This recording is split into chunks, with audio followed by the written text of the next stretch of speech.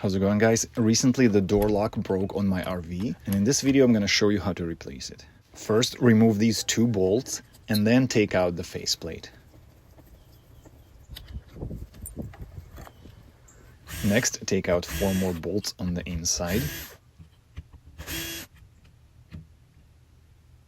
As you can see, my lock completely fell apart on the inside, and I could try to put it all back together, but with the cost of $20 for a new one, it's just not worth the hassle. If you're interested, I can drop a link for the new replacement locks down in the comments section below.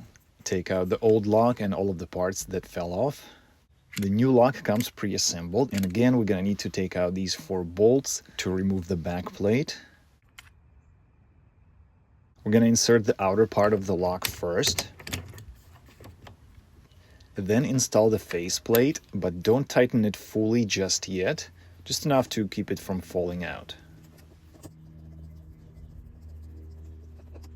Next, align the door handle and the lock lever with the locking mechanism and install the back plate.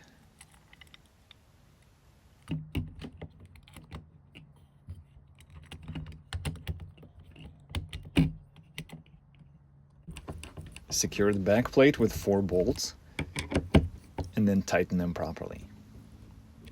Tighten the bolts for the faceplate as well. Test the door handle and the deadbolt to make sure they are operating properly. The next step is optional. If your old strike plate looks good, you don't really need to replace it. Mine looks pretty bad and worn out, so I'm going to go ahead and do that. Test opening and closing the door, and if necessary, make some adjustments to the strike plate and the door lock position. If this video was helpful, please give it a like and be sure to subscribe for more DIY RV repairs like this. Thank you. Have a nice day.